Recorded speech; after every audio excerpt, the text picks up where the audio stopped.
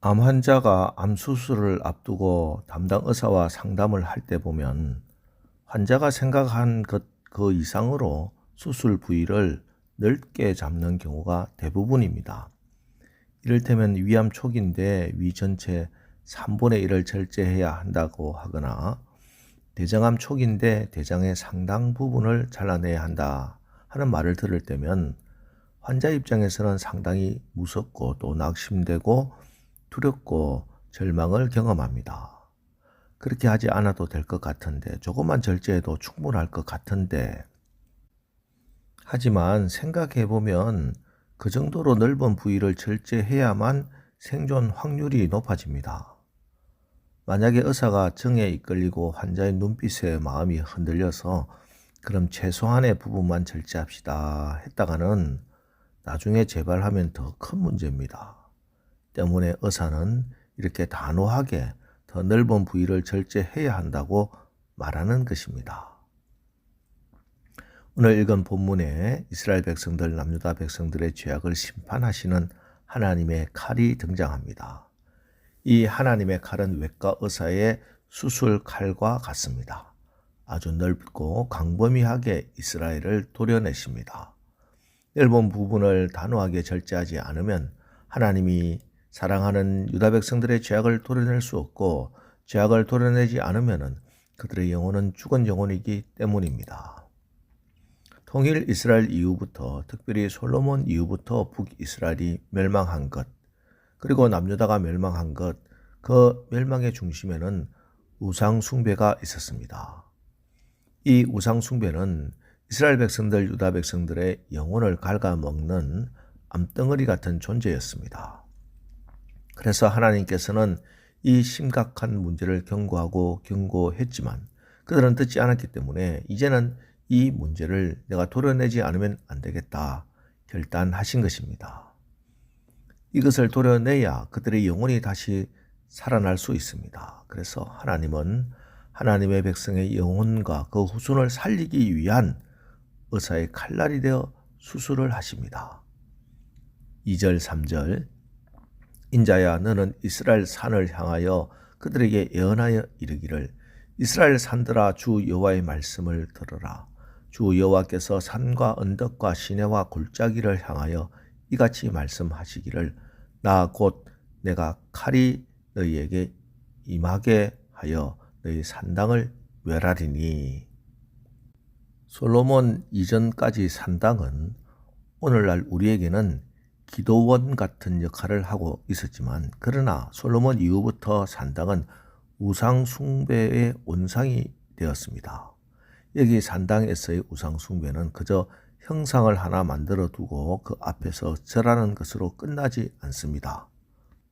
절한 이후에 그 우상 숭배, 이교도 행사의 마지막은 더러운 성적 타락으로 이어집니다. 이교도들의 신전에는 항상 신전 창기들이 존재하고 있었습니다. 그래서 이방의 신전에서 절을 하고 이방의 신전에서 우상 숭배하는 사람들의 마지막 행위는 성적인 방종이었습니다. 이것이 너무나 강력했기 때문에 이스라엘 백성들은 우상 숭배의 늪에서 빠져나올 수가 없었습니다. 한번 타락하고 나면, 한번 우상 숭배의 늪에 빠지고 나면 그들은 자기도 모르는 사이에 발걸음이 옮겨져 있었고 그 영혼과 육체가 한꺼번에 망가지고 파괴되는 것입니다. 그래서 하나님은 그 문제 때문에 그들의 영혼을 살리기 위해서, 그들의 후손을 살리기 위해서 철저하게 심판의 칼날로 이들을 심판하시는 것입니다. 나라가 망하더라도, 그들의 가정이 쑥대밭이 되더라도 하나님께서는 그 백성들의 영혼을 살리기 위해서, 이들의 후손들을 살리기 위해서 수술하는 의사가 되어 수술 칼로 암덩어리를 과감하게 잘라내시는 것입니다.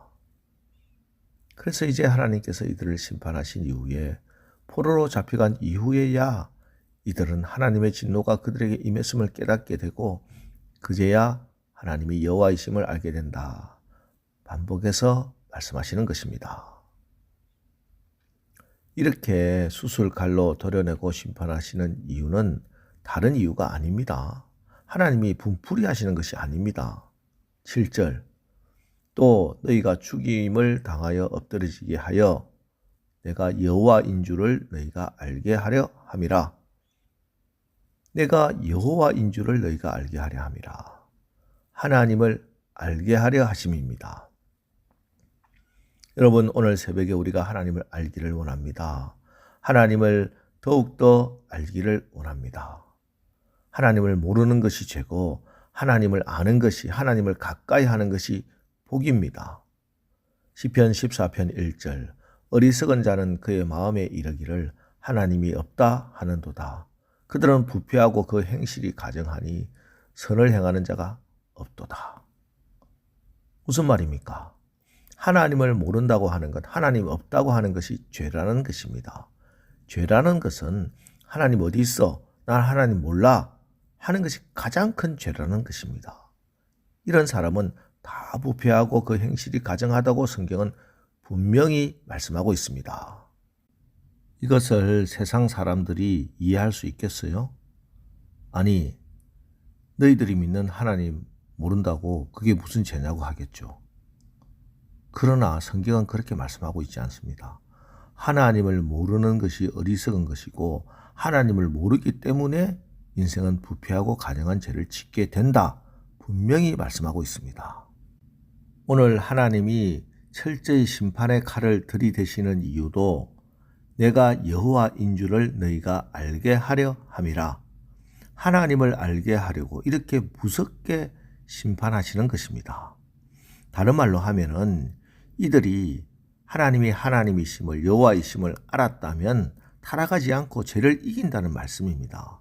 하나님을 바로 아는 것이 죄를 이기고 하나님이 기뻐하시는 삶을 사는 능력이 됩니다. 하나님을 모르면 죄를 지을 수밖에 없다.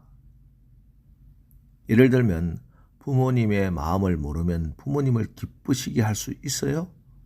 마찬가지로 하나님을 모르고 하나님이 없다 하면서 믿음을 가지고 하나님을 기쁘시게 하는 축복받는 삶을 살 수가 없습니다.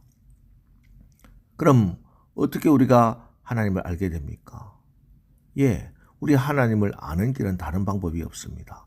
세상의 지혜와 지식으로 수련으로 알 수 없습니다.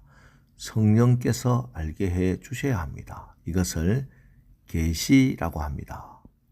우리에게 하나님께서 계시해 주셔야 합니다. 우리에게 하나님을 알도록 계시하신 것이 무엇입니까? 하나님의 섭리 가운데 하나님의 계시로 역사 속에서 우리에게 주신 것이 바로 성경입니다. 이 성경 말씀이 심판의 칼이 되고 또 우리 하나님이 하나님이심을 알게 하시게 역사하십니다. 오늘도 주님이 나에게 주시는 말씀, 이 한 말씀이라도 우리가 붙들고 기도하고 그 말씀에 순종하시길 원합니다. 그래서 살아계신 하나님의 말씀으로 우리 가운데 죄악된 것, 암덩어리들은 다 잘라내고 생명의 역사가 일어나시길 주님의 이름으로 축원합니다. 기도하겠습니다. 하나님, 우리 하나님은 공의의 하나님이시오. 그래서 반드시 심판하실 것은 심판하신다는 사실을 깨닫게 하옵소서. 우리 주님은 우리의 영혼을 살리기 위해서, 우리 자녀들을 살리기 위해서 과감하게 수술의 칼, 좌우의 날성 검이신 말씀으로 우리를 수술하십니다. 우리 가운데 암덩어리 같은 죄악들을 우리 주님의 말씀 앞에 드러내오니 주여 우리를 수술하여 주시고 우리 하나님이 하나님 되심을 오늘 우리의 삶을 통해서 체험하고 간증하는 복된 날 되게 하옵소서. 그래서 오늘 내가 달려가는 이 길이 생명의 길, 구원의 길이 되는 오늘 하루 되게 하옵소서. 예수님의 이름으로 기도합니다. 아멘. 자, 이제 오늘 말씀을 붙들고 주여 오늘도 우리가 말씀 안에서 하나님을 알고 더욱더 알게 하옵소서. 생명의 길, 축복의 길을 걸어가게 하옵소서. 우리 오늘 말씀 붙들고 우리 합심해서 기도하고 나가겠습니다. 우리 기도하겠습니다.